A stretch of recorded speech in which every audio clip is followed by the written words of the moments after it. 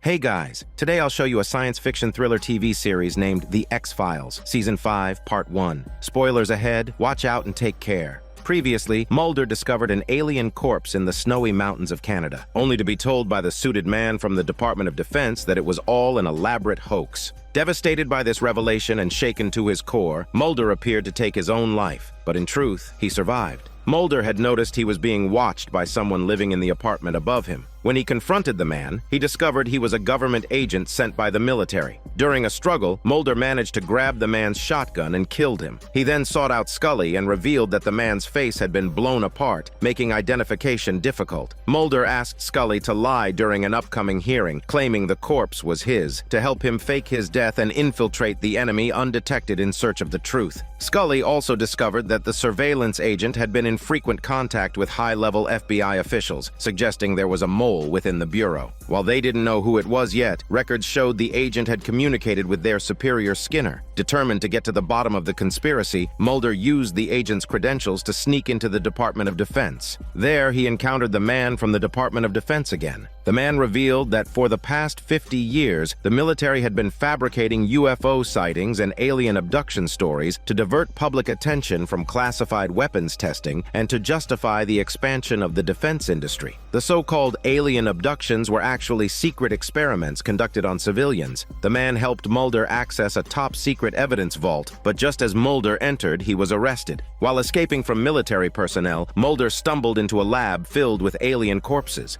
In the next room, he found pregnant women being experimented on. Cut to the smoking man. Upon hearing news of Mulder's supposed suicide, he visits Mulder's apartment and is moved to tears when he sees a photo of Mulder and his sister. But when he notices the surveillance camera on the ceiling has been removed, he realizes Mulder must still be alive. Meanwhile, Scully learns that although the alien corpse found in Canada was fake, its synthetic alien cells are somehow biologically connected to the cancer in her body. This suggests that the same people who engineered the alien were also responsible for her illness. She wondered if the secret organization was wrongly blamed all along. Skinner receives the coroner's report on the burned body and concludes that the dead man was killed in an explosion. When he visits the hospital to question Scully, she turns the tables and accuses him of being the mole. The confrontation ends in bitterness. Scully has the alien tissue and her cancer cells analyzed and creates a scientific chart linking the two. She brings the evidence to the hearing and accuses the FBI of harboring a mole. Just as she's about to name Skinner as the traitor, her illness overwhelms her and she collapses. Meanwhile, Mulder makes his way through a Pentagon basement to a massive storage facility. There, he locates Scully's file and retrieves a metal vial that could hold the cure for her cancer.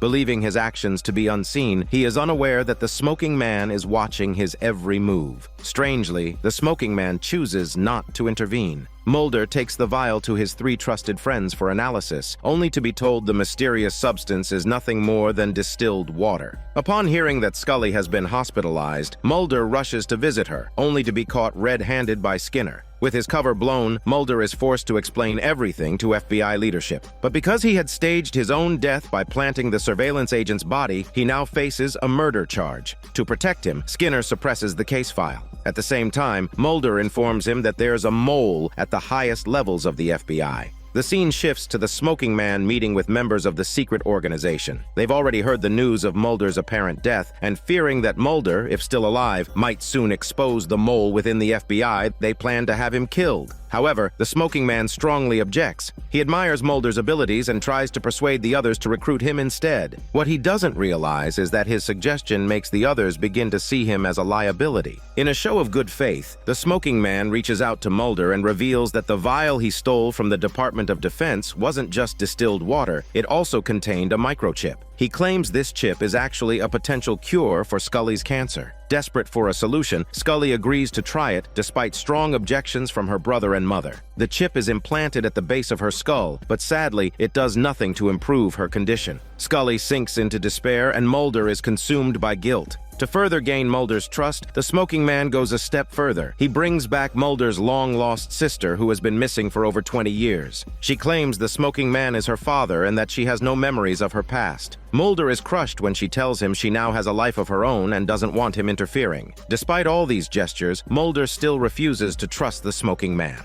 Knowing Mulder's obsession with uncovering the truth about aliens and UFOs, the smoking man offers him a deal: leave the FBI and join the secret organization. In return, he'll make Mulder's murder charge disappear. But Mulder flat out refuses. Not only does he reject the offer, he swears he'll one day kill the smoking man. Elsewhere, members of the secret organization spot Skinner at a hearing on human cloning. Suspicious of his background, they order an investigation into who he really is. Clearly, there's more to him than meets the eye. The next day, Mulder is called into his supervisor's office. The supervisor already knows Mulder is linked to a murder case and subtly suggests that if Mulder names Skinner as the mole during the hearing, the charges will go away. But Mulder flips the script. He accuses his supervisor of being the real mole. The revelation stuns the room. As it turns out, Mulder had already picked up on subtle clues in earlier conversations and suspected the supervisor's involvement. His instincts prove right. The accused supervisor runs to another high-ranking official for help, but is killed before he can say anything. An investigation later reveals he had been bribed by a lobbying group. At the same time, the smoking man is shot by a hitman sent by the secret organization. As he lies dying, he gazes at a photo of Mulder and his sister and takes his last breath.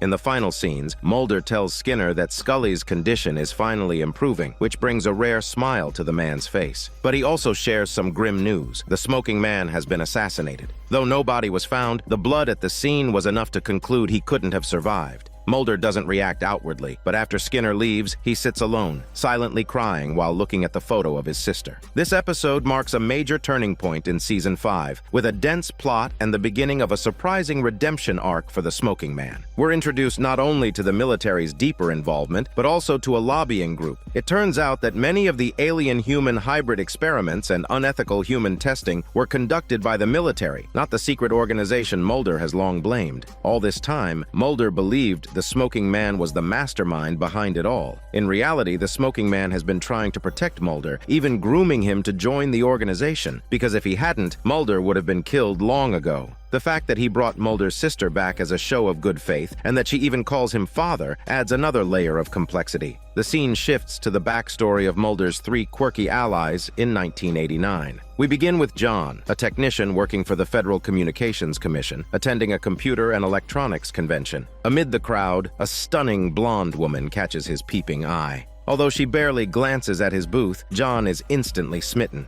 He hands off booth duty to a gaming-obsessed coworker and secretly follows her. The woman briefly visits the booths of two other attendees. They are two tech wizards. The two geeks bicker over their gadgets in front of her, missing their chance to impress. Meanwhile, John finally crosses paths with the mystery woman. He senses she's troubled, and sure enough, she opens up to him. She has a 3-year-old daughter who was taken by her ex-boyfriend, someone dangerous and mysterious. She begs John for help. She gives him a website address, claiming it contains information about her missing daughter. Curious and eager to help, John gets rid of his colleague and logs into the site using one of the convention computers. Strangely, the link leads to a classified Department of Defense database. Despite the risks, John hacks into the system and searches for the girl's name, Susan. What comes up is a string of indecipherable code, clearly encrypted. John is baffled. Why would the Department of Defense encrypt information about a 3-year-old child? The woman immediately prints the gibberish and warns John that her ex-boyfriend is on her trail. Peeking through a gap in the crowd, John gets a look at the man, and it's none other than a young Mulder. Of course, in 1989, John has no idea who Mulder is. Wanting to help the woman escape, John finds one of the tech wizards who's still at the convention. The two follow Mulder out of curiosity and eventually get caught.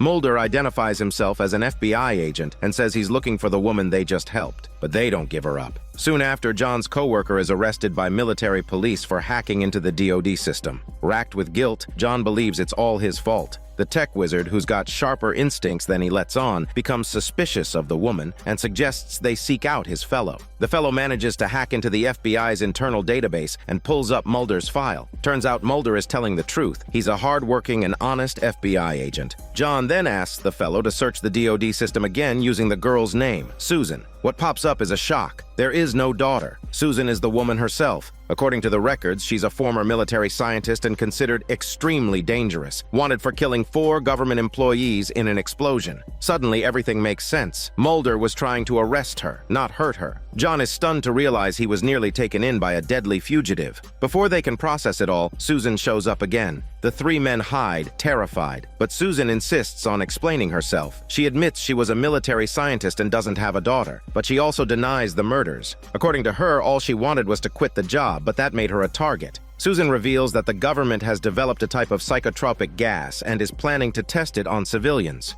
To prove it, she shows them the encrypted data from the DoD database. After decoding it, the guys realize she's telling the truth. Not only is the gas real, but the government also plans to eliminate her to cover their tracks. The documents even reveal that they've already paid off Susan's dentist to help them track her. As soon as she reads this, Susan does something shocking. She yanks out one of her recently filled teeth. Turns out, the government had implanted a GPS chip inside it. After decoding the files, the group tracked down the warehouse mentioned in the documents, supposedly the storage site for the mind-altering gas. What they found was shocking. The gas was disguised as asthma inhalers. The plan was twisted: test the gas on unsuspecting civilians by passing it off as medicine. Just as they were preparing to expose this government conspiracy, Mulder showed up, having followed the same trail. Moments later, two government-hired assassins also arrived. Their mission was to capture Susan. A gunfight broke out between Mulder and the assassins. In the crossfire, several of the inhalers were punctured, releasing the toxic gas directly onto Mulder. Under its influence, Mulder lost all sense of control and inhibition. He even started stripping off his clothes in a dazed, euphoric state.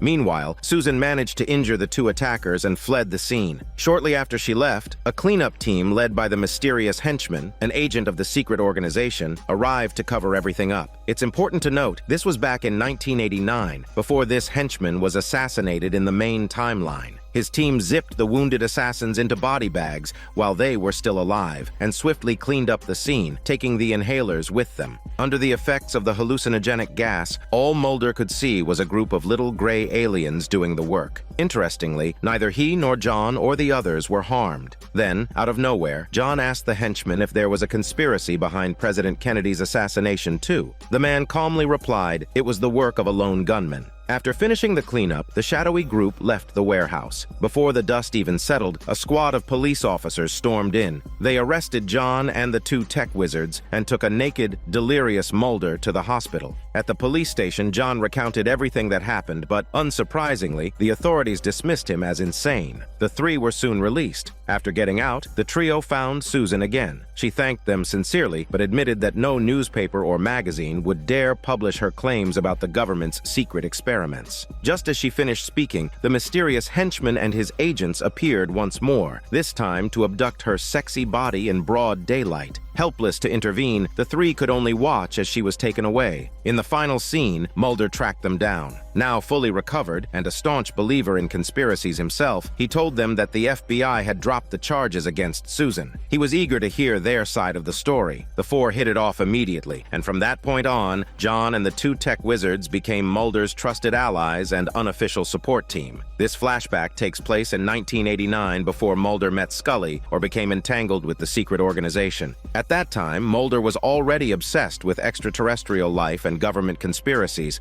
At the very end, John asks the henchman again about President Kennedy's death. The man simply replies, it was the work of a lone gunman. This is likely the origin of the group's name, the Lone Gunmen. It represents the idea that even one person armed with knowledge and conviction can shake a nation to its core. Inspired by this, John names their trio the Lone Gunmen, a symbol of their mission to uncover and expose hidden truths. The scene shifts to two land surveyors taking measurements in a dense forest. One of them plunges a device into the ground, but it won't budge when he tries to remove it. As he crouches to investigate, he notices something strange. Blood is seeping up through the soil. Then suddenly, two glowing red eyes appear in the dirt. The man screams in terror before something drags him away. His partner, seeing something massive charging toward him from a distance, drops everything and runs for his shitty life. When he finally thinks he's in the clear, he slows down, only to look down and see another pair of blood-red eyes staring up at him from beneath the forest floor. More chicken screams follow, and the second surveyor meets the same grim fate. Elsewhere, a father and his young son arrive in the same forest to go hunting, accompanied by their dog. The dog picks up the scent of diabetic blood and leads them to some blood-stained clothing belonging to the missing surveyor. The father, sensing danger, tells his son to run with the dog while he stays behind to cover them. Gunfire rings out in the distance as the boy runs, too scared to look back. The scene shifts. Mulder and Scully are hitching a ride with two co-workers, headed out of town for a conference. Scully, still recovering from a recent illness, looks much better, chatting and laughing along the way. As they pass through a forested area, they find the road blocked by local police. Turns out the young boy from earlier had made it out of the forest and immediately went to the police with his mother.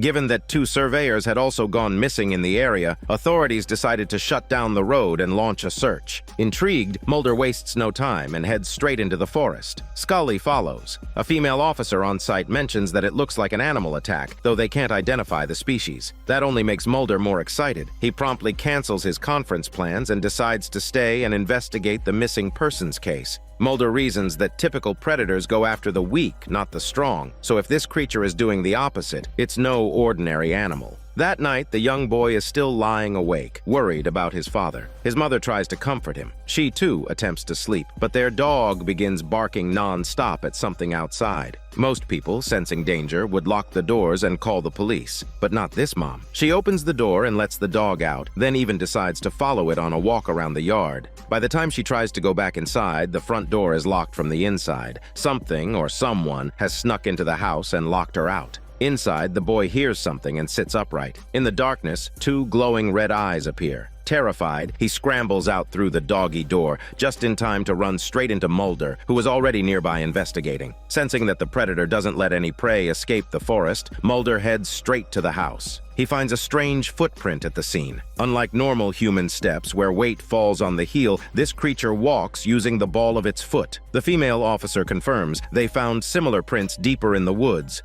Knowing that the predator is hiding somewhere in the vast national forest, Mulder requests specialized tracking equipment. They gear up and head into the woods. Mulder theorizes that there are two creatures. One lures victims away, while the other ambushes and captures them. Along the way, the officer leaves white stones as markers to avoid getting lost. What they don't realize is that the predator is following them and removing the stones as it goes. Deeper in the woods, the tech guy suddenly spots the creature on his device, right in front of them, but no one can see anything. Then the device shows it moving again, retreating. The group gives chase. Strangely, the tracker shows two creatures splitting off in different directions. Ignoring the danger, the group foolishly splits up. Only then do they realize it's a trap. The creature is trying to divide and conquer. Soon enough, the attacks begin. The female officer's sexy body is dragged away first. The tech guy urges the rest to escape the forest before dark, warning they'll end up as dinner if they stay. With no signal and the trail markers gone, the group circles the forest for hours with no way out. Mulder comes to a realization. They're not dealing with any known predator. They're facing the legendary Mothman. According to urban legends, Mothman sightings date back to 1952. The creature can camouflage by altering its body color, making it nearly invisible to the naked eye. Just then, the tracker picks up movement again. Mulder charges into the forest and finally sees it, the eerie greenish-gray figure of the Mothman. He and Scully open fire, but just as the tension peaks, the tech guy panics and runs, only to be quickly snatched up by the creature. Mulder is attacked as well, but Scully arrives just in time, firing several rounds to save him. Mulder is badly wounded, and with night falling, they're forced to hunker down in the forest. The night is cold and damp. Scully can't start a fire, so she and Mulder huddle together for warmth. Oddly, they're not attacked again during the night. At dawn, Scully heads out to gather wild berries, but suddenly vanishes from Mulder's sight.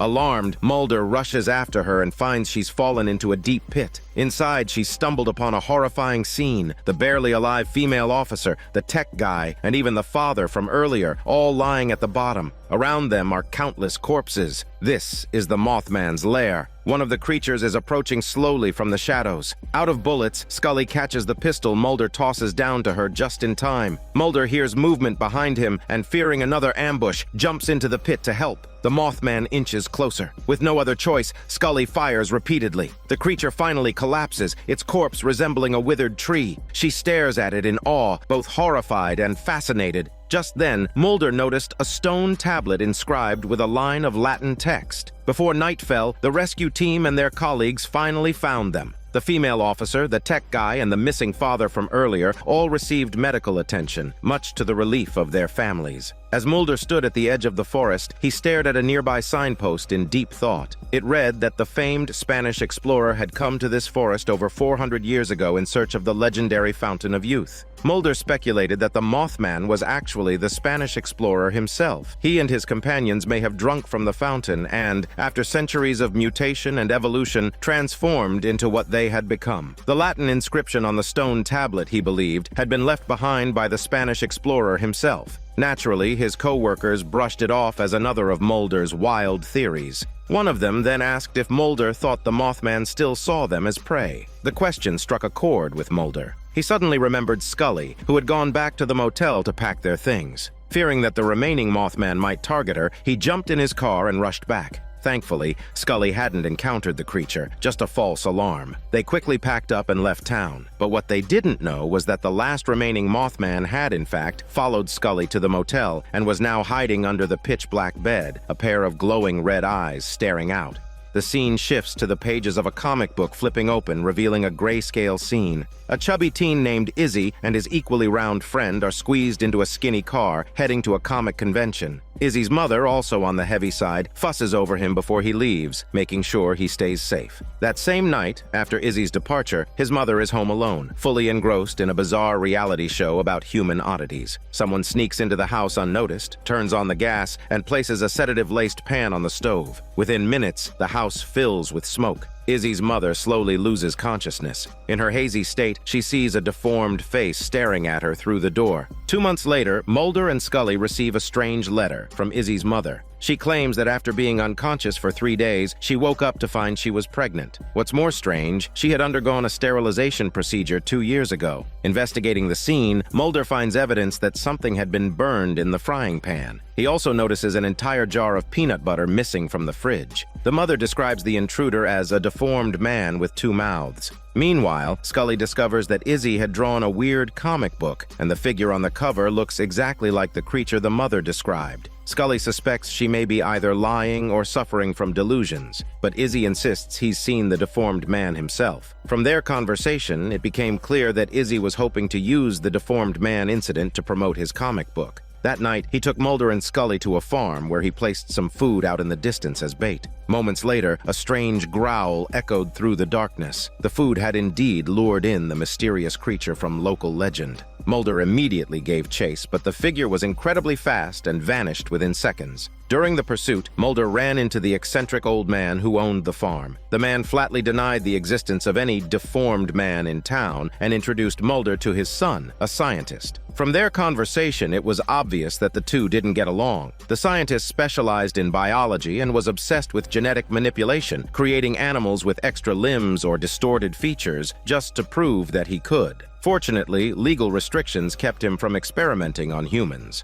That evening, as the scientist prepared for a business trip, his wife helped him pack. The couple had never had children, largely due to the scientist's dislike of them. This left his wife heartbroken. After he left, she lay crying on the bed, overcome with sadness. The next day, Mulder visited a local diner and noticed that the townspeople were acting strangely. They were unusually enthusiastic about his presence, and the diner owner even gave him a mountain of food on the house. It turned out that the local newspaper had reported that Mulder and Scully were investigating the deformed man case, and the residents were thrilled, hoping it would finally put their obscure town on the map. Cut to Mulder and Scully tracking down the scientist's home. They found the entire house covered by a massive tarp. Crawling beneath it, they entered the residence. Inside was thick with smoke, and the interior was decorated with plants and fairy lights, like something out of a storybook. They discovered the scientist's wife unconscious on the bed, looking eerily like Sleeping Beauty. The smoke was so overpowering that Mulder and Scully also passed out. When they woke, they found the scientist and a local officer standing over them. The wife described her attacker as a deformed man with 2 mouths. Mulder informed the scientist that his wife might be pregnant, a revelation that made him furious. Mulder also discovered signs of scorching in the frying pan and another empty jar of peanut butter in the trash, just like in the previous case. All clues pointed to the same intruder. It turned out that the deformed man did exist and had been secretly raised by the eccentric old man on his farm. When the scientist confronted his father and asked if he was responsible for impregnating the women, the old man didn't deny it. Enraged, the scientist strangled his own father to death on the spot. The deformed man, heartbroken at the loss of the man who had raised him, buried the body quietly on the farm. Though devastated, he dared not resist. Cut to the diner again. This time, the townspeople had turned hostile. The friendly smiles were gone. It turned out that a tabloid had published a story claiming the entire deformed man case was a hoax, and with their dreams of fame dashed, the townsfolk took their frustration out on Mulder. Scully's investigation revealed that the smoke that knocked them out was actually a veterinary-grade sedative, only available with special licensing, and it had been purchased by the old man. Mulder and Scully returned to the farm where they encountered the very tabloid reporter who had been trailing them. The reporter had witnessed the deformed man burying the old man and was now convinced he had found the real killer. He published a sensationalized article blaming the creature. The story ignited the town's fury. Led by the scientist, who was now trying to frame the creature for his father's death, a mob headed to the farm, threatening to kill the monster. In a desperate attempt to protect him, Mulder and Scully found the deformed man hiding in an underground passage. They tried to sneak him out, but were surrounded by the angry mob. The scientist launched into a dramatic speech, blaming the creature for everything. But to his shock, the deformed man spoke. He revealed his tragic origins. He was the product of one of the scientist's own genetic experiments 25 years earlier. Meant to be discarded, he was rescued and raised by the old man, who treated him as a son. Because of his grotesque appearance, he had spent his life in hiding. Fearing that the creature would be left alone after his death, the old man had secretly learned genetic techniques from his son. Together, the two had been sedating and impregnating women using animal hybrid genes in an attempt to create a companion for the lonely creature. Now, with his adoptive father gone, the deformed man felt utterly alone. Hearing his story, the townspeople's anger began to soften. Moved by his suffering, they let go of their fear and prejudice and finally accepted him for who he was. In the end, the scientist is arrested, and Mulder and Scully take the deformed man to see a live performance by his favorite singer. His appearance boosts the town's fame, and the residents grow fond of him. Amid the energy of the concert, Mulder invites Scully to dance, bringing the episode to a warm and whimsical close. All of this unfolds within the pages of the comic book created by Izzy. His mother is obsessed with reality shows about freaks, and throughout the story, both Izzy and the townspeople show an overwhelming desire for fame. Perhaps that's the true reflection of Izzy's mind.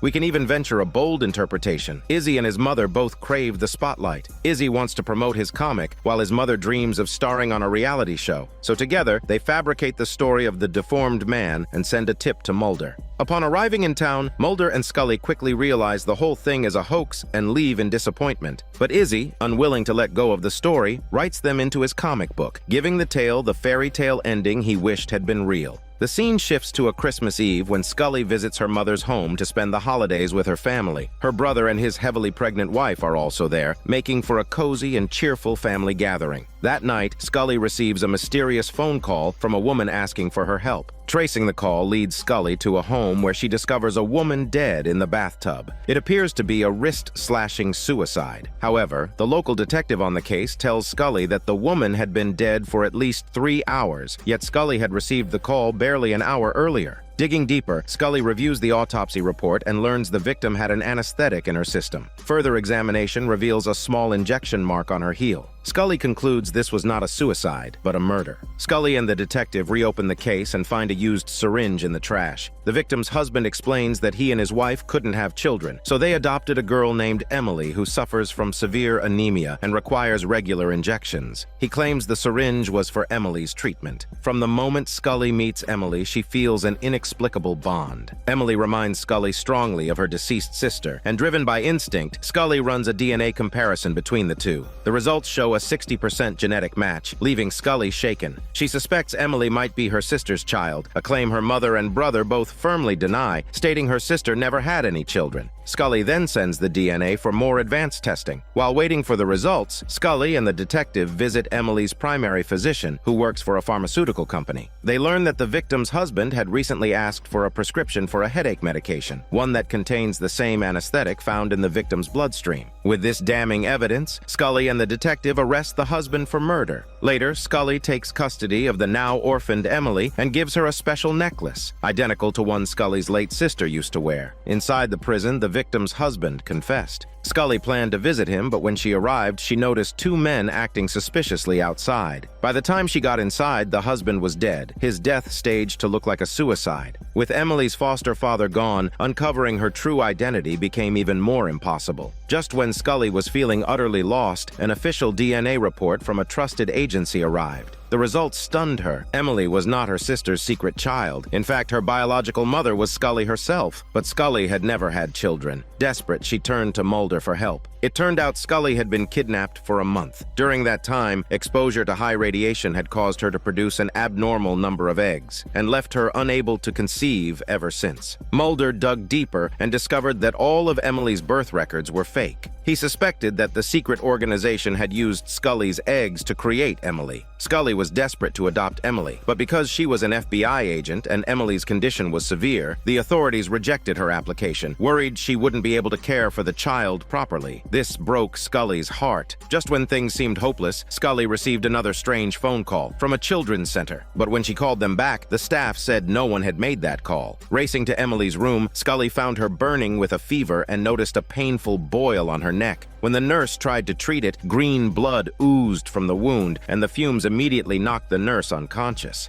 It turned out Emily wasn't just conceived from Scully's eggs, she was also part alien. Mulder set out to investigate Emily's origins while Scully stayed by her side in the hospital. But Emily's attending physician refused to hand her over to any other doctor, which infuriated Mulder. He suspected the doctor was involved in the kidnapping and the creation of alien-human hybrids. To Mulder, Emily was nothing more than a lab experiment. In a fit of anger, Mulder roughed up the doctor. Terrified, the doctor contacted two associates, but because their plan was compromised, the associates killed the doctor on the spot. Green blood seeped from the doctor's wounds, and then both associates shapeshifted into the doctor's likeness. As revealed in earlier seasons, only aliens can change their appearance at will, confirming these were extraterrestrial agents. One associate returned to the pharmaceutical company, while the other went to the hospital and injected Emily with an unknown substance. After the injection, Emily's condition improved. Mulder believed these aliens didn't want her to die. They were trying to save her. Following the second shapeshifter, Mulder arrived at a nursing home housing many elderly women. To his shock, recent records showed that many of these women had given birth to healthy babies in the last few years, something nearly impossible at their age. Mulder discovered that every night the women were injected with large doses of hormones. In a hidden room, he found alien-human hybrid fetuses growing in tanks filled with glowing green fluid. Grabbing some of the mysterious substances, Mulder tried to escape, but local officers and aliens arrived to block his way. Mulder dropped one vial but managed to pick it up and flee under the cover of an officer. Before leaving, he warned the officer not to shoot since the alien blood was lethal to humans. Ignoring the warning, the officer fired multiple shots. The alien blood vaporized into the air, instantly knocking the officer unconscious. Seeing this, Mulder escaped just in time, while one of the aliens disguised itself as the fallen officer and slipped away. Back at the hospital, Emily's condition worsened rapidly. Despite all efforts, Scully and the medical staff couldn't save her. Confused and heartbroken, Scully couldn't understand why anyone would create a flawed child like Emily. She held a small funeral for her. In the final scene, Mulder met Scully at a church and told her that the nursing home had closed down as before and the pharmaceutical company had cut all ties, leaving no evidence behind. Scully opened Emily's coffin one last time, hoping for a final glimpse, but it was empty. Inside was only a handful of dirt and the necklace Scully had given her. Somehow this ending felt fitting. Emily was gone, leaving no trace behind. Since this is part of the main storyline, it revisits some of the overused tropes from earlier seasons, namely aliens and alien-human hybrids. We already know that Scully's stolen eggs were used to create an alien hybrid child. This secret organization not only bred hybrids but also forged birth certificates so they could be adopted by ordinary families.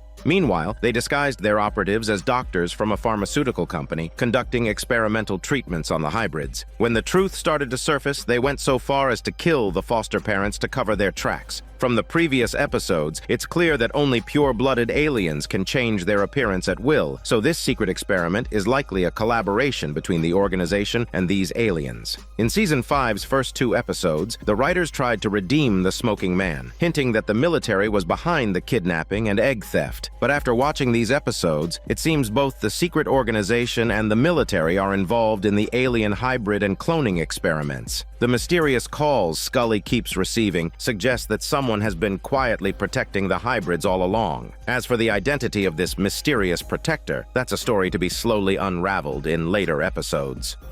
The scene shifts to a prison hospital in the U.S. where a doctor is running rehab exercises with a patient. After the session, the old prison guard immediately straps the patient into a wheelchair and warns his colleague to keep a close watch. The guard explains that this patient is extremely dangerous. He once used mind control to force 17 police officers and civilians to kill themselves. The colleague is skeptical. To him, the patient is just a recently awakened vegetable. Cut to a flashback. It's the Pusher from Season 3, the serial killer who manipulates minds. Mulder himself arrested him years ago. Now, weakened by a brain tumor, the Pusher looks harmless. At night, the colleague notices the lights on in the Pusher's room. Letting his guard down, he enters, where the frail Pusher whispers something into his ear. By the time the old guard arrives, his colleague has already released the Pusher. Sitting quietly in a corner, the colleague mutters to himself that the Pusher is important and must be set free. News of the Pusher's breakout sends the FBI into a frenzy. The Pusher hypnotized the guards and calmly walked out the prison gates. He'd been unconscious since Mulder injured him, but woke up 6 months ago, still weak but impatient enough to escape.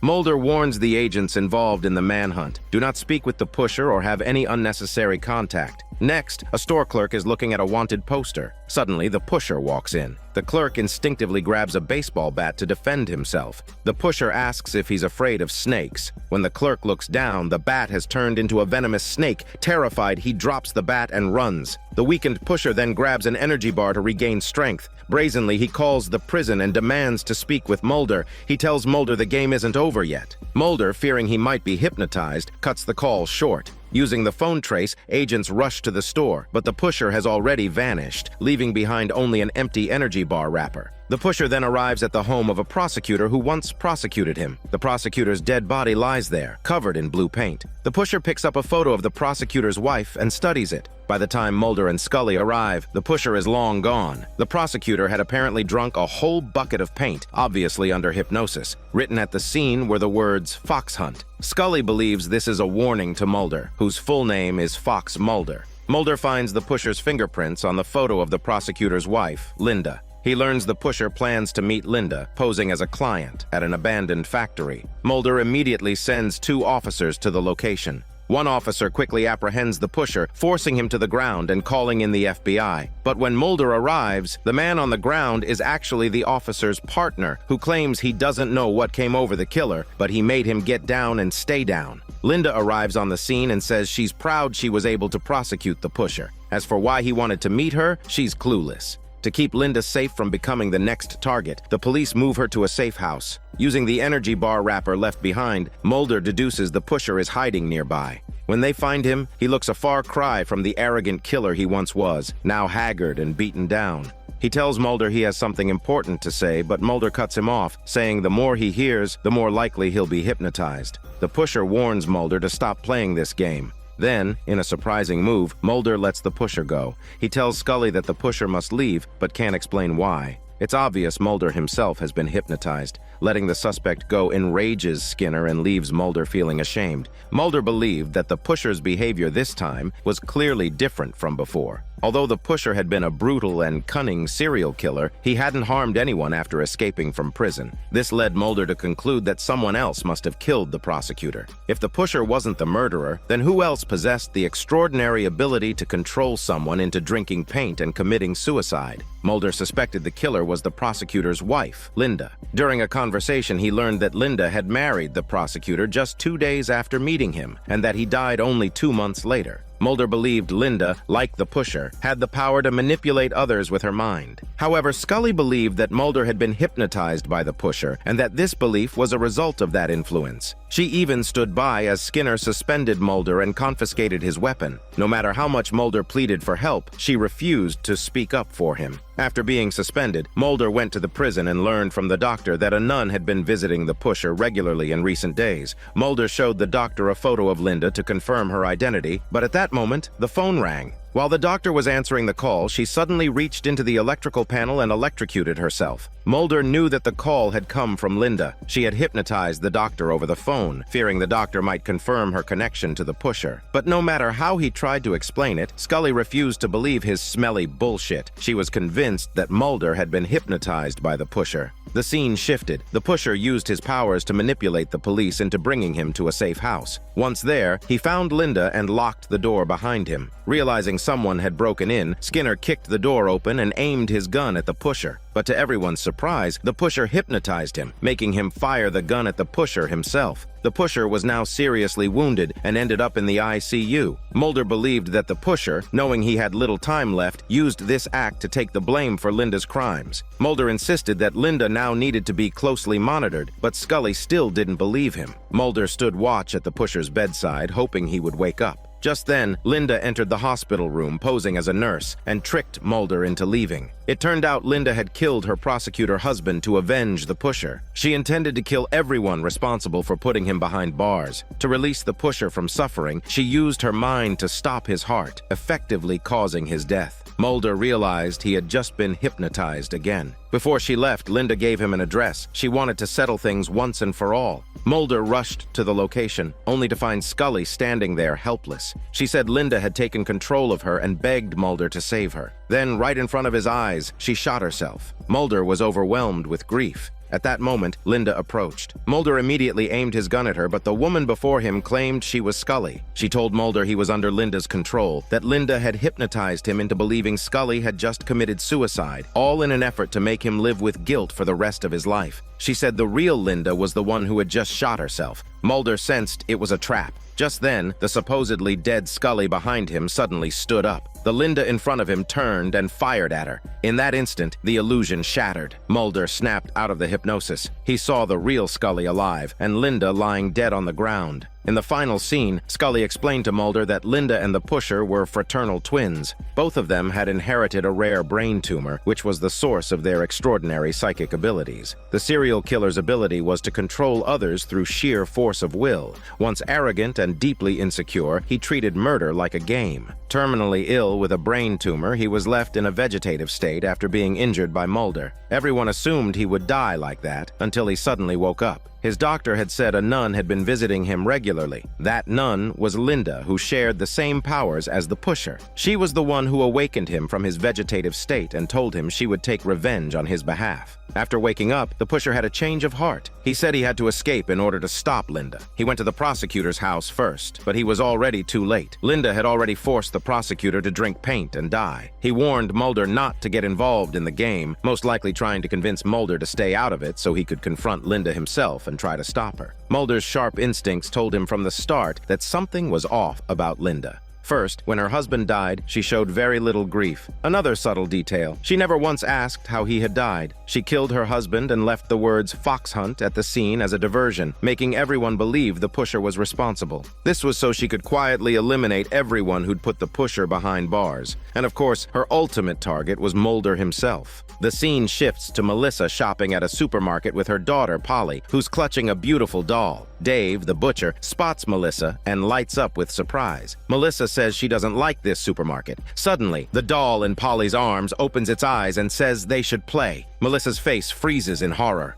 Looking up, she sees a vision reflected in the glass case, a glimpse of Dave's impending death. Terrified, Melissa grabs Polly and tries to leave. But then something strange happens. Every customer in the supermarket suddenly acts possessed. They start wildly scratching and beating themselves, leaving deep scratches on their faces. Dave, after injuring himself, tries to call the police, but the doll's voice whispers in his ear. His shadow reflects the doll's image on the freezer glass. Without warning, Dave grabs a knife and stabs himself to death. Cut to Scully, vacationing in a small town. Mulder is bored out of his mind and can only call her for company. Driving by the supermarket, Scully sees the customers have stopped self-harming, but the floor is still covered with scratch marks. The eerie scene sends chills down her spine to her smelly butt. Then she finds Dave's body behind the store. Scully suspects a supernatural case and calls Mulder. He suggests witchcraft might be involved, but Scully scoffs at the idea and fires off a string of rebuttals. Mulder, clearly fed up with her bickering, jokes and proposes to her over the phone, but Scully brushes his smelly bullshit off.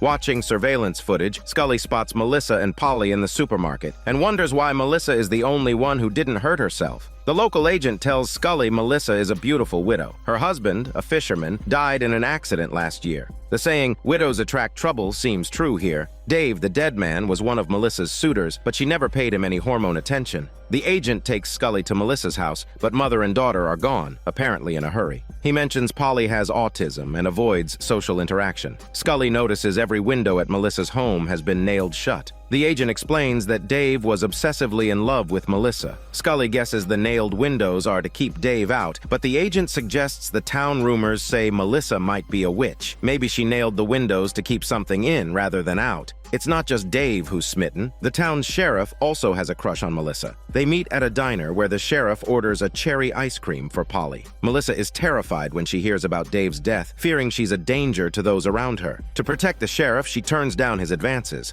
While they talk, Polly goes to the counter and asks the clerk for cherries. The clerk says if she wants cherries, her mom has to pay. This angers the doll, who quickly entangles the clerk's long hair in the ice cream machine. Luckily, the sheriff jumps in to stop a disaster. Melissa, thinking her daughter is responsible, freaks out and quickly leaves the diner with Polly. Elsewhere, Scully and the agent visit Polly's former preschool principal, a fierce-looking old lady who bluntly calls Melissa and her daughter witches and urges the authorities to revoke Melissa's custody. After a brief exchange, the principal coldly kicks them out, leaving them frustrated. That night, Melissa plans to leave town with Polly, but suddenly, Polly's doll's eyes snap open and it whispers for them to play. Melissa stares at the doll in her daughter's arms, as if understanding something terrifying. Then, through the car's rear window, she sees a vision of the principal about to be killed. Panicked, Melissa quickly turns the car around and heads home. Meanwhile, at the principal's house, the doll's voice echoes, and the principal falls under its control. She picks up a shard of broken vinyl and takes her own life. Back home, Polly quickly falls asleep, hugging the doll. Suspecting something is wrong, Melissa tiptoes into Polly's room to take the doll away, but the doll suddenly opens its eyes and lets out a chilling chicken sound. Every time it opens its eyes, it means someone is about to die. Through the window, Melissa sees the next victim, the sheriff, one of her suitors. Just as she tries to warn him to run, the sheriff shows up at her door on his own. Meanwhile, Scully and the agent find one of Melissa's late husband's old colleagues, an elderly man whose face is scratched, clearly another victim of the doll's influence. From him, they learn the truth about Melissa's husband's death. One day last year, the man and Melissa's husband went fishing together. During the trip, Melissa's husband pulled up a wooden box from the sea. Inside was a finely crafted doll, which he happily gave to Polly. But 3 days later, the man heard the doll's eerie voice on the boat saying they should play together. Soon after, Melissa's husband met with a fatal accident. The man warns Scully and the agent that Polly's doll is cursed.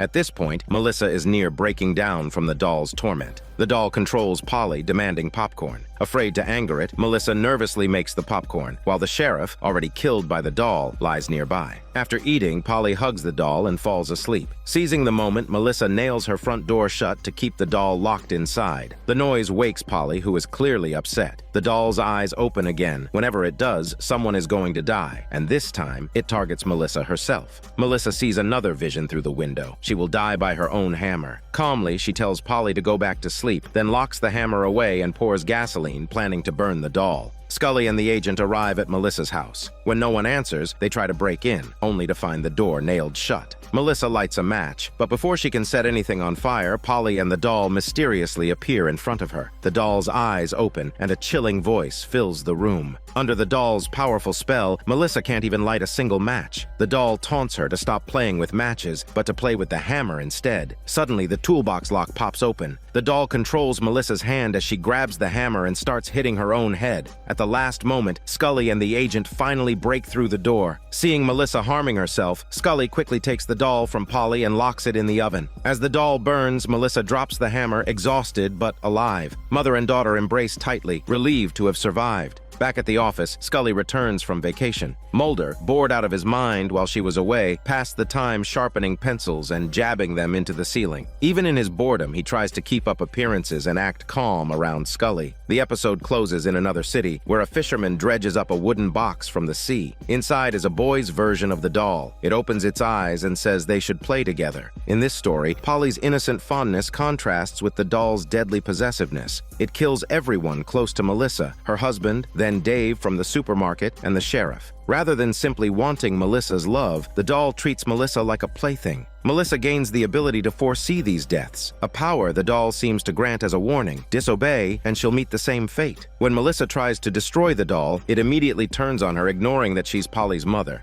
The scene shifts to a rundown restaurant by the roadside, where a disheveled man named Donald is furiously typing on his keyboard, trying to hack into a certain program. Meanwhile, several local gang members start receiving mysterious phone calls. The caller warns that their enemies will show up at this very restaurant. Fired up by the tip-off, gangsters from different factions begin arriving one by one, each wary but ready for a showdown. Because these are rival gangs, everyone's on high alert, not just the gangs. The police also get a tip-off that a top-wanted criminal is expected at the restaurant, so they rush over immediately. Donald, inside the restaurant, is completely unaware of the brewing storm. He's still hammering away at the keyboard and finally breaks into the program. Just as he's about to insert a CD to destroy it, the police suddenly burst through the door. The gangsters inside scatter like startled fat birds. What follows is a fierce gun battle between the gangs and the police. The outcome is grim. Everyone, including Donald, is killed in the shootout. Scully rushes to the crime scene. Mulder explains that a few hours earlier, local police received a radio tip that a top-wanted criminal would be here for a deal. But instead of a dangerous fugitive, the restaurant was just filled with gang thugs. At the scene, Mulder finds Donald's body. Rumor has it Donald was a remarkable man on par with Bill Gates, yet indifferent to fame and fortune. He vanished from the public eye years ago. How did such a legendary figure end up dead in a roadside dive after a gang shootout? Mulder thinks the answer might lie in Donald's computer. He hands Donald's laptop and the mysterious CD over to his three friends, the Lone Gunmen. The Lone Gunmen speak of Donald with deep admiration. Apparently, Donald used to hang out with Bill Gates and Steve Jobs. The CD found at the scene is encrypted with a 64-bit password, and cracking it could take ages. While digging through Donald's emails, they find a strange message from an address made up entirely of numbers. Mulder immediately recognizes it as a shipping container number. He and Scully track down the container at the docks, only to be knocked out by a hidden stun device as soon as they enter. Scully pulls her gun and holds at bay a mysterious woman living inside the container. Her dark circles around the eyes are striking. Let's just call her Panda Girl. The email was from her. Panda Girl has been living inside this container and is clearly a computer genius. She warns that they're all marked. The Defense Department's missile launch system is locked onto their location. If they don't move fast, it'll be too late. Scully smirks, thinking she looks like a half-breed panda, but no way is the Defense Department going to waste missiles on her. But Mulder urges caution and quickly pulls Scully and Panda Girl out of there. Not long after they drive away, the container is hit by a missile. This time, Scully finally believes the threat is real. Panda Girl reveals she once worked with Donald. She explains that 15 years ago, Donald wrote a virus and released it online to evolve freely. Now, the virus has become powerful enough to turn on its creator. It's controlling the Defense Department's missile system, which just destroyed the container. She also mentions the CD Donald had contains a program called the Kill Switch, designed to destroy the virus. Mulder takes Panda Girl to the Lone Gunmen's workshop and pulls out the Kill Switch program. Panda Girl says that to kill the virus, they need to find its physical connection, a super-fast T3 bandwidth line. T3 is government restricted, but Mulder quickly tracks it down through inside sources. According to Panda Girl, the virus's base is hidden nearby. Just as Mulder is closing in on the military base, Panda Girl suddenly kidnaps Scully when no one is paying attention. It turns out Panda Girl has a partner, and the virus was created by both of them. Her partner has disappeared while hiding from the virus's wrath, and Panda Girl can't stop worrying. She kidnaps Scully to help find her partner. But when they reach her partner's hideout, it's already been destroyed by the virus. Heartbroken, Panda Girl even begs Scully to kill her so she can join her partner in death. Panda Girl and her partner were a couple who dreamed of abandoning their physical bodies and transferring their consciousness into the digital world. To achieve this, they created the virus. Donald discovered what they had done and dedicated himself to destroying the virus, but in the process, he got caught in the crossfire. Now that her partner is dead, Panda Girl says she can't go on living either. Scully comforts her, saying her partner isn't dead yet.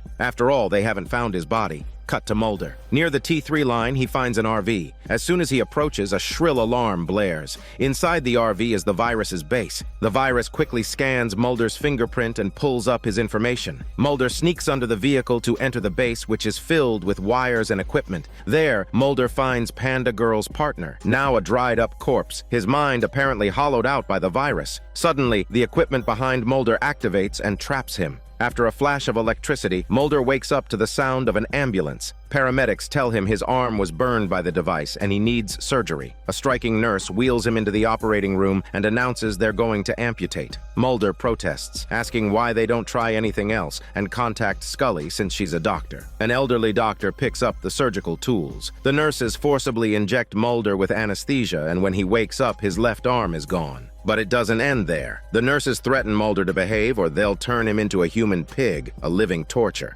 The next day, to force him to reveal the whereabouts of the kill switch, they amputate his right arm too, not allowing him to let go of his hormones forever. Just then, Scully bursts through the door and quickly takes down the nurses. She tells him the situation is urgent and demands to know where the kill switch is. Mulder kicks her hard and says, after all these years working together, he never knew she could fight like this. Suddenly, the world around them starts to crumble. It turns out everything was a nightmare programmed by the virus. Seeing Mulder's defiance, the virus injects him with anesthesia again, trying to force him to spill the truth. Cut to Scully. She's been unable to reach Mulder and is growing worried. Panda Girl tracks the T3 line to the virus's base as well. As soon as they near the RV, alarms blare again. Scully shoots the alarm device twice, disabling it, and they crawl under the RV to enter the base. Scully wastes no time. She shoots and destroys the virus's reconnaissance robot, preventing it from reacting. Inside, they find Panda Girl's partner, now a dried husk, and Mulder, heavily sedated. Scully installs the kill switch into the virus's system and revives Mulder. She helps him escape the RV, but Panda Girl doesn't want to leave. Her beloved partner is dead, his consciousness already uploaded to the internet by the virus. With a heavy heart, Panda Girl types a sequence of code and straps on a device herself. She uploads her consciousness to the network and sets a self-destruct program in motion.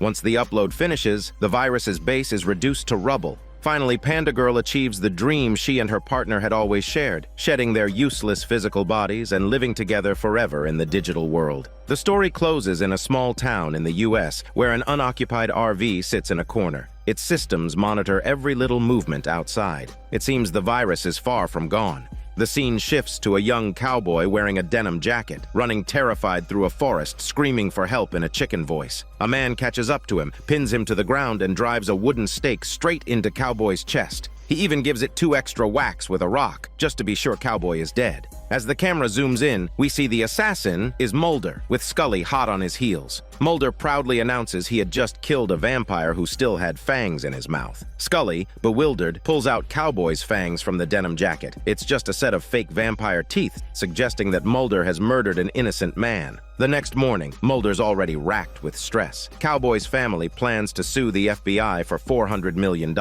and Mulder could face jail time. Yet Mulder is convinced that last night's victim really was a vampire. How on earth did this happen? Scully starts her own narration. She remembers that early yesterday, Mulder burst into the office in a frenzy and handed her plane tickets to Dallas. As it turns out, 6 cows in the Dallas area were discovered dead, each with 2 little puncture wounds in its neck and completely drained of blood. Scully protests, asking if he wants her to drop everything and ride shotgun on a cow beheading investigation. Mulder grins and says that last night a tourist in Dallas was also drained of blood. Mulder suspects vampires, so they hop on a flight to Dallas and head straight to the local funeral home. Mulder chats with the funeral director while Scully drifts off daydreaming. Suddenly, the town's sheriff strolls in and Scully's eyes light up. Mulder quickly interrupts her flirtatious thoughts, and together they see the tourist's body, 2 distinct puncture wounds on his neck. As a medical doctor, Scully suggests that certain diseases, like porphyria or clinical vampirism, can cause people to mimic vampire attacks. The sheriff nods sagely, praising Scully as quite the expert. Mulder, however, has caught sight of something odd. The victim's shoelaces aren't tied properly. He quietly points it out as a clue. Then he tells Scully he wants to inspect the local cemetery while she performs an autopsy on the corpse. The autopsy is dry but revealing. Scully finds the victim's last meal was pizza. That's another key detail. After a long day, Scully checks into a roadside motel. She drops a few coins on the massage bed in her room and orders herself a pizza. Just as she settles in, Mulder, covered head to toe in mud, stumbles back into the motel. He announces that he found a high dosage of a powerful sedative in the victim's blood. Scully theorizes it's probably a mentally unhinged lunatic who thinks he's a vampire. Drug the victim first, then drain whatever blood he can. Mulder bursts out laughing and replies that another tourist just died under the same circumstances. In the middle of the night, he needs her to go do another autopsy. He then flops onto Scully's massage table, giggling maniacally. Just then, Scully's pizza arrives. She tells the delivery guy her roommate will pay for it. The delivery driver takes off his cowboy hat, and it's Cowboy, the man Mulder killed in the woods last night. Scully arrived at the local police station, continuing the dull and tedious work of performing autopsies. This tourist, like the others, had been drugged with a sedative and then drained of blood. Just then, Scully's phone rang. The sound of Mulder's heavy breathing came through on the other end. Without giving it much thought, she hung up and resumed examining the victim's stomach, where she discovered undigested pizza. Suddenly,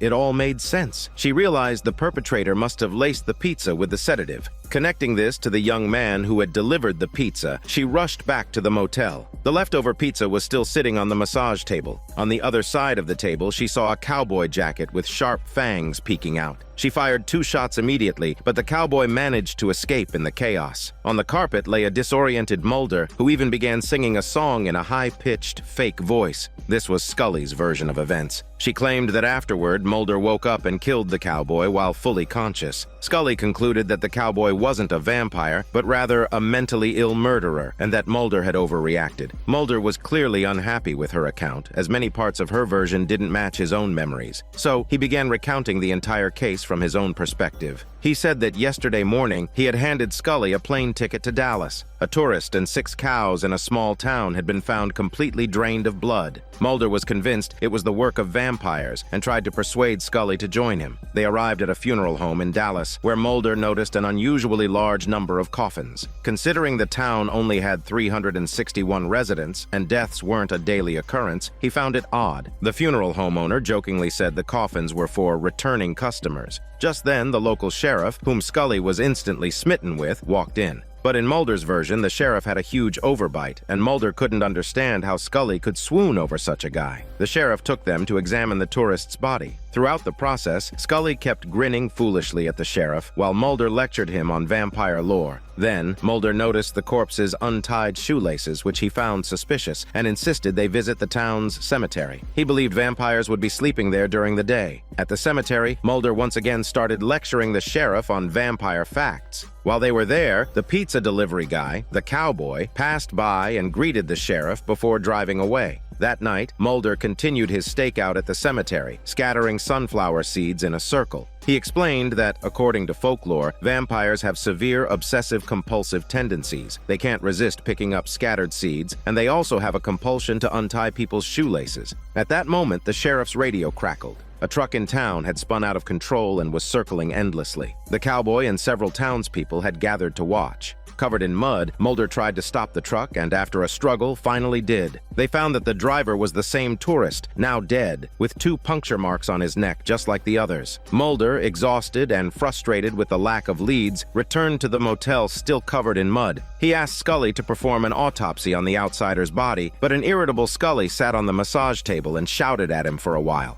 After she left, Mulder took off his shoes and prepared to take a shower. Just then, the cowboy showed up with a pizza delivery. Mulder paid for it, then lay on the massage table eating pizza and singing. That's when he noticed his shoelaces had been untied. Alerted and wary, he realized it was already too late. He had eaten pizza laced with sedatives. He picked up the phone to call Scully for help, but unable to speak clearly, he could only gasp. Scully, disgusted, called him a pervert and hung up on him. At that moment, the cowboy was ready to enter and enjoy his prey. He bared his fangs and his eyes glowed green. Mulder panicked. He had to defend himself. so he grabbed a leftover bag of sunflower seeds from the nightstand and threw it at the cowboy. The cowboy cursed and obediently knelt down to pick up the seeds. Apparently, the legend was true. Vampires really did have obsessive-compulsive tendencies. The cowboy pointed at Mulder and said he would deal with him after he finished picking these up. Then Mulder heard Scully burst into the room and fire 2 shots at the cowboy. The bullets hit him, but he was unharmed. He even flew over the massage table. Regaining full consciousness, Mulder grabbed a piece of broken wooden stake, chased after the cowboy, and finally killed him. Mulder finished his version of the story, which now clearly contradicted Scully's. He said once the autopsy report on the cowboy came out, she would see he was right. The scene shifts to the local coroner's office. The medical examiner pulled the wooden stake out of the cowboy's body, only for the cowboy to suddenly sit up. Though his fangs were gone, he still managed to bite the examiner to death. Skinner ordered Mulder and Scully to return to Dallas to investigate the coroner's death. The 2 of them went back to the town cemetery, where they encountered the patrolling sheriff. This time, the sheriff had no buck teeth, and Scully gave Mulder a triumphant look, but Mulder wasn't convinced. Scully stayed in the cemetery with the sheriff to keep watch, while Mulder went back into town to investigate. The sheriff offered Scully a cup of coffee and asked for her thoughts on vampires. Scully said maybe vampires were kind of charming. The sheriff smiled faintly and said he wanted to apologize on the cowboy's behalf. Apparently, the cowboy had never learned how to stay low-key, but regardless of how reckless he was still one of them. The meaning was obvious. Scully began to feel dizzy. The coffee had been tampered with. In the darkness, the sheriff's eyes glowed a vivid green.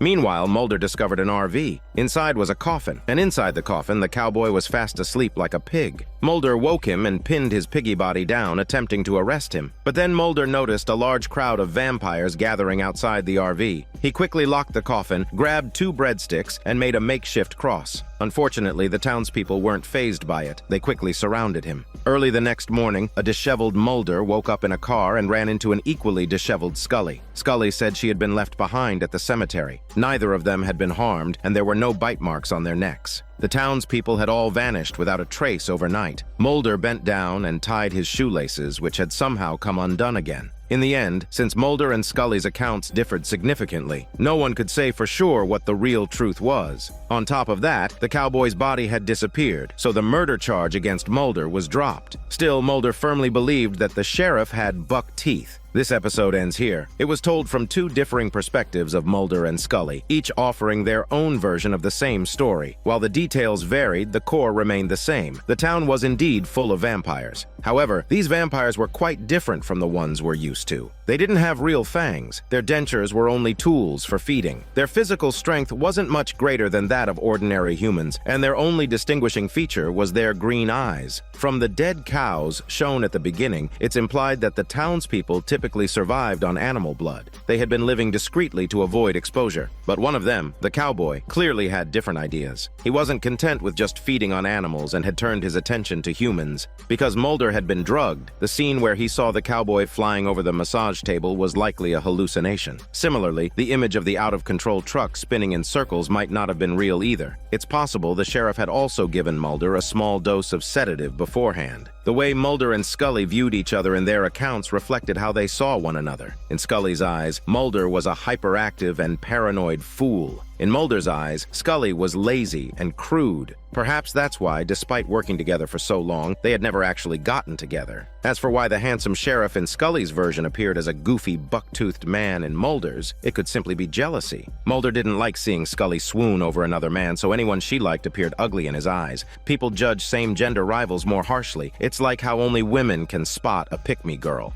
This is Daniel CC Movie Channel. Stay safe and enjoy your day.